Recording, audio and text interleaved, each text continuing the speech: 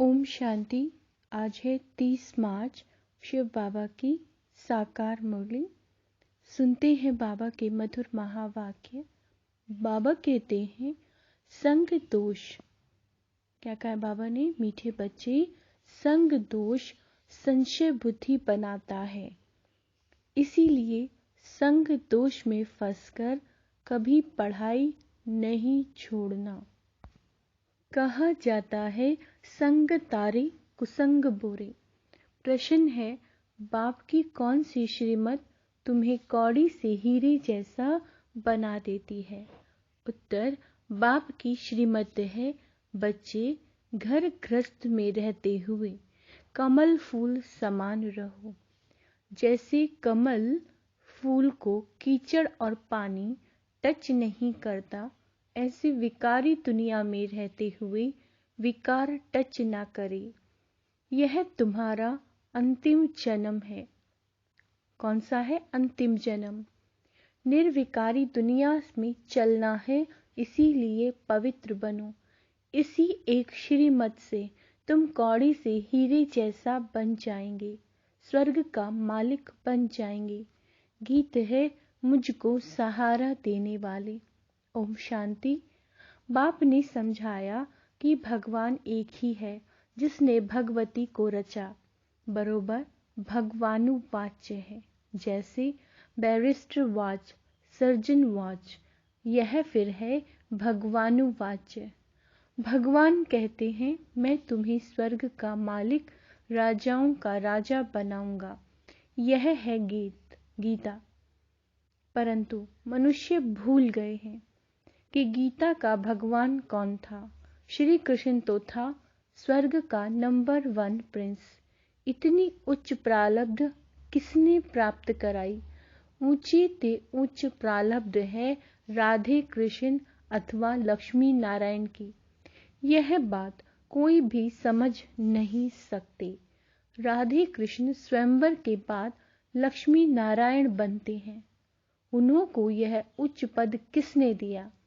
श्री कृष्ण कौन था, श्री नारायण कौन था, यह बातें तुम ही जानो। श्री कृष्ण को प्यार तो बहुत करते हैं, जयंती भी मनाते हैं। फिर जिससे श्री कृष्ण का स्वयंवर हुआ, उनकी भी, बाबा कहते हैं, जिससे श्री कृष्ण का स्वयंवर हुआ, उनकी भी तो महिमा होगी। राधे कृष्ण को तो इकट्ठा ही दिखाते हैं। उन्हों को ऐसा किसने बनाया?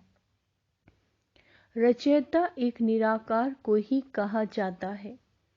साकार को कभी क्रिएटर नहीं मानेंगे। इनकॉर्पोरियल गॉड फादर कहते हैं, लक्ष्मी नारायण सतयुग आदि में थे, अभी तो है कलयुग। यहाँ मनुष्य दुखी कंगाल है। राजा रानी तो है नहीं, स्वर्ग की तो बहुत महिमा है। कोई मरता है तो कहते हैं फलाना स्वर्गवासी हुआ। स्वर्ग याद आता है तो जरूर स्वर्ग कोई अच्छी चीज थी। नरक में जो मरते हैं, उनको पुनर्जन्म जरूर नरक में ही लेना पड़े। जो नरक में मरते हैं, जैसा कर्म करते हैं उस अनुसार यहाँ जन्म लेना पड़ता है।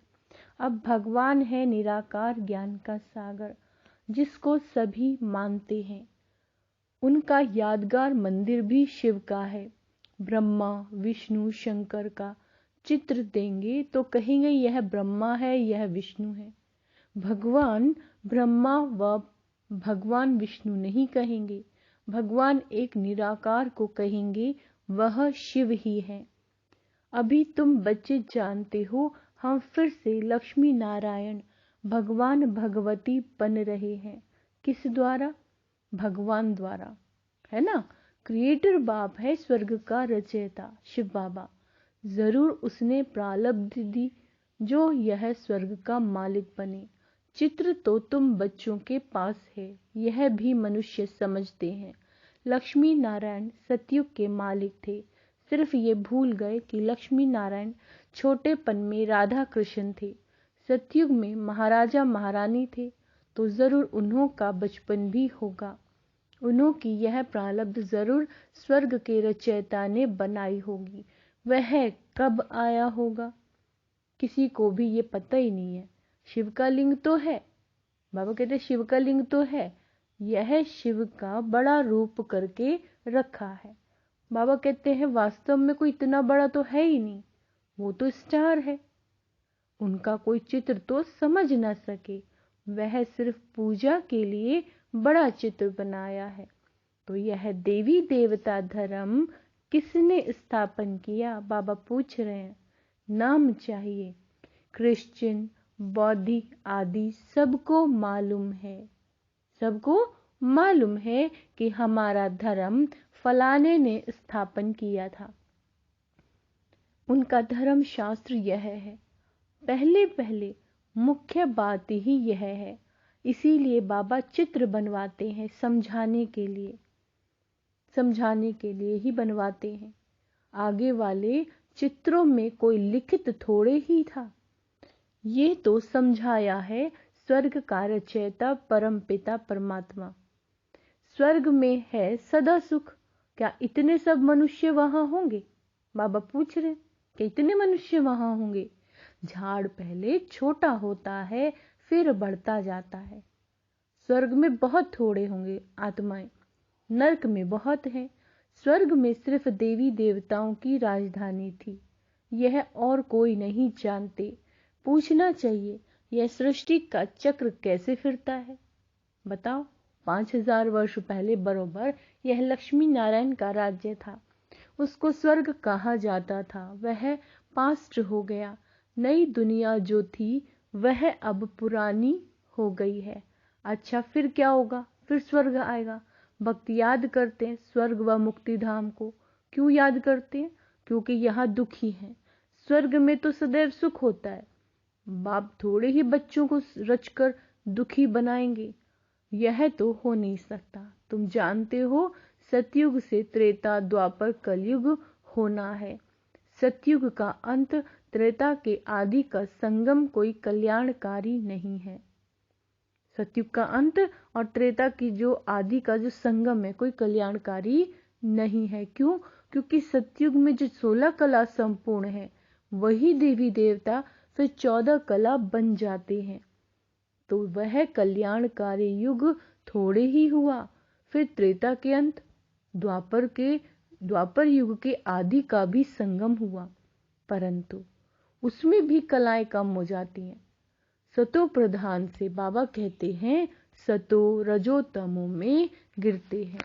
बाबा कहते हैं तमो प्रधान बनना ही है, तमो प्रधान बनना ही है। तो इस समय सारी दुनिया दुखी है, इसको कहा जाता है ऑर्फन की दुनिया। कोई धनी धोनी नहीं, घर में माँ बाप नहीं होते तो सभी आपस में लड़ने लग पड़ते हैं, तो कहा जाता है तुम तो निर्धन के हो।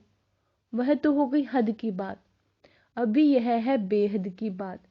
सारी दुनिया का कोई धनी धोनी नहीं है, मनुष्य मनुष्य में लड़ते हैं, जानवर भी लड़ते हैं, कोई धनी धोनी नहीं है। धनी है बाप रचयिता, उनके आने से ही सब बच्चे धन के बन जाते हैं। बाप बच्चों को शांति धाम और सुख धाम ले जाते हैं। पहले सतो प्रधान है ना, फिर सतो रजो तमो। हर एक चीज, बाबा कहते हैं हर एक चीज ऐसे ही होती है। छोटे बच्चे भी सतो प्रधान हैं, इसीलिए प्रिय लगते हैं। वही बच्चे अगर शिक्षा नहीं मिलती तो माँ बाप को तंग करने लग पड़ते हैं। तंग तो होते हैं ना, लड़ाई झगड़ते हैं, बीमार हो पड़ते हैं, कोई को नुकसान पड़ता है, तो यह भी तो दुख हुआ ना। सतयुग में बाबा कहते हैं कोई भी दुख नहीं होता, वह है ही सुख धाम। बाप बच्चों के लिए स्वर्ग रचते हैं और क्या कहते हैं, वहां सदैव सुख है। तुम जानते हो ये बेहद की दुनिया थी, अब पुरानी है। दिल्ली पुरानी और नई है ना, पुरानी अलग है, नई अलग है। नई दिल्ली कितनी अच्छी देखने में आती है, ऐसे नहीं पुरानी को कोई उड़ा देंगे, फिर रहेंगे कहाँ। यहाँ नई पुरानी दोनों है, फिर ये पुरानी टूट करके नई बनेगी, जिसको ही स्वर्ग कहा जाता है। क्या कहा बाबा ने? ये जो नई पुरानी दोनों हैं, फिर यह पुरानी टूट करके नई बनेगी, इसको ही स्वर्ग कहा जाता है। दिल्ली को ही परिस्तान कहते हैं, इस समय है कब्रिस्तान। भगवान इस समय की दिल्ली को क्या कह रहे हैं? कब्रिस्तान। सतयुग में लक्ष्मी नारायण का राज्य था और दिल्ली परिस्तान थी, स्वर्ग थी, अब नर्क है। बाप खुद स्वर्ग का मालिक नहीं बनते, बच्चों को बनाते हैं। तुम कहते हो बाबा हमको फिर से स्वर्ग का मालिक बना रहे हैं। इतने सब निश्चय बुद्धि हैं, तो देख निश्चय बुद्धि बनना चाहिए। कोई लंदन देख कर आवे और वर्णन करे। बाबा ने क्या कहा? कोई लंदन देखकर आए और वर्णन करे तो ऐसे थोड़े ही कहेंगे कि हम जब देखे तब माने। यहां तो इतने सब बच्चे कहते हमको भगवान पढ़ाते हैं, तो झूठ तो नहीं बोल सकते, परंतु भाग्य में नहीं होगा तो बुद्धि में बैठेगा नहीं। बाप कहते हैं इसमें छोड़ना कुछ भी नहीं है। यह है अंतिम जन्म। गृहस्थ व्यवहार में रहते कमल फूल समान पवित्र रहना है। ये मृत्यु लोक है और वो अमर लोक है। गाया जाता है संपूर्ण निर्विकारी दुनिया। क्या कहा है? संपूर्ण निर्विकारी दुनिया। वहां विकार होता ही नहीं, तो मानना चाहिए ना। बरोबर देवताओं की महिमा भी करते हैं। क्या कहते हैं देवताओं के बारे में? सर्वगुण संपन्न। बाबा कहते हैं वह था ही वॉइस लेस वर्ड। अच्छा, बच्चे तो पैदा होते होंगे, जरूर कोई युक्ति होगी, विकार से तो नहीं होंगे। वहां ये पॉइजन नहीं होता ही नहीं है। यहां है संपूर्ण विकारी और वहां है संपूर्ण पावन। बाबा कहते हैं तथा राजा रानी तथा प्रजा। इसमें तुमको संशय क्यों पड़ता है? वहां की जो रस्म रिवाज होगी उसी अनुसार बच्चे पैदा होंगे। वहां विकार होता नहीं। यह नेचर इस मृत्यु लोक का है। बाबा कहते हैं वहां तो कोई दुख देते ही नहीं है। जानवर भी एक दो को दुख नहीं देते। वहां भी ऐसे ही पैदा होंगे। अब तुमको चाहिए क्या? शांति चाहिए तो अपने को आत्मा समझ बाप को याद करो तो मेरे पास चले आएंगे। जो स्वर्ग में आने वाले होंगे वह कहेंगे हम तो ज्ञान जरूर लेंगे, सुख जरूर लेंगे, बाप से स्वर्ग का वर्षा लेना है। तुम जानते हो हम बेहद के बाप से बेहद का वर्षा ले रहे हैं, बाप की श्रीमत पर चल रहे हैं। चलते चलते फिर कहाँ उल्टा सुल्टा तूफान आता है तो निश्चय टूट पड़ता है। माया से हार खा लेते हैं। बाप कहते हैं कल्प पहले भी ऐसा वर्षा लेते लेते हार खा ली थी, विकार में फंस गया था, गाया भी हुआ है। संग तारे कुसंग बोरे। यह है सत्य का संग। उनकी श्रीमत पर चलने से हम नई दुनिया में आ जाएंगे। निश्चय में संशय आ जाता है तो बाबा कहते हैं वर्षा मिल ना सके। ऐसे बहुतों को निश्चय होते होते फिर संशय बुद्धि हो जाती है। तुम मात पिता कहते हो फिर उनको छोड़ देते। यह भी ड्रामा में नूंद है। शिव बाबा के बने फिर ऐसे बाप को फारकती देवंती हो जाते हैं। तुम्हें ईश्वर का बनना है या रावण का? लड़ाई है ना। कोई तो माया पर जीत प्राप्त कर सकते हैं। बाबा से वर्षा जरूर लेना है। श्रीमत पर चलते रहते हैं। एल्बम भी तुम्हारे पास है। जिन सभी बच्चों ने प्रतिज्ञा की है कि हमको गृहस्थ व्यवहार में रहते कमल फूल समान पवित्र रहना है। कमल फूल को पानी टच नहीं करता। तुमको विकारी दुनिया में रहते हुए विकार में नहीं जाना है। यह तुम्हारा अंतिम जन्म है। अपने को निर्विकारी बनाने से, अपने को है ना, निर्विकारी बनाने से तुम निर्विकारी दुनिया में चले जाएंगे। पवित्र बनना तो बहुत बहुत अच्छा है। बाबा कहते हैं कि मेरे द्वारा तुम पवित्र बनेंगे तो स्वर्ग पवित्र दुनिया का मालिक बनेंगे। पतित दुनिया अब विनाश होनी है, कितना सहज समझाते हैं। ब्रह्मा द्वारा स्वर्ग की स्थापना सो तो हो रही है, बाकी सब हिसाब किताब चुकतू कर मुक्ति धाम चले जाएंगे। सतयुग में तुमको सच्चा सुख मिलता है, बैकुंठ का। बाबा कहते हैं बैकुंठ का नाम तो मशहूर है। बरोबर लक्ष्मी नारायण का राज्य था। मनुष्यों को तो कुछ भी पता नहीं। सन्यासी खुद निर्विकारी बनते हैं तो विकारी लोग उनकी पूजा करते हैं। विकारी आत्मा बनती है, परमात्मा नहीं। वह समझते हैं हम निर्विकारी बन परमात्मा बन जाते हैं, तो भी दो चीज तो है ना, आत्मा और परमात्मा। विकारी को तो परमात्मा नहीं कहा जाता। वह समझते हैं हम निर्विकारी बन परमात्मा बन जाएंगे, है ना। बाबा कहते हैं ऐसे तो हो नहीं सकता, कोई भी मिल नहीं सकता। बाबा कहते हैं मैं आकर क्या करूंगा, सबको वापस ले जाऊंगा। निशानी भी है महाभारी लड़ाई। बच्चों को राजयोग सिखा रहा हूं। क्या सिखा रहे हैं बाबा? हमें राजयोग सिखा रहे हैं। महाभारी लड़ाई है तो भगवान भी जरूर होना चाहिए, जो सभी झंझटों को हटाए, सभी के झगड़े खत्म कर दे। सर्वशक्तिवान तो बाप है ना। कहते हैं अगर मेरी मत पर चलोगे, अगर तुम मेरी मत पर चलोगे तो मैं तुमको स्वर्ग का मालिक बनाऊंगा। कल्प कल्प तुम मेरी श्रीमत से ऐसे श्रेष्ठ बनते हो। आधा कल्प बाद जब मेरी मत पूरी हो, असुरी मत शुरू होती है, तो तुम कंगाल कौड़ी जैसे बन पड़ते हो।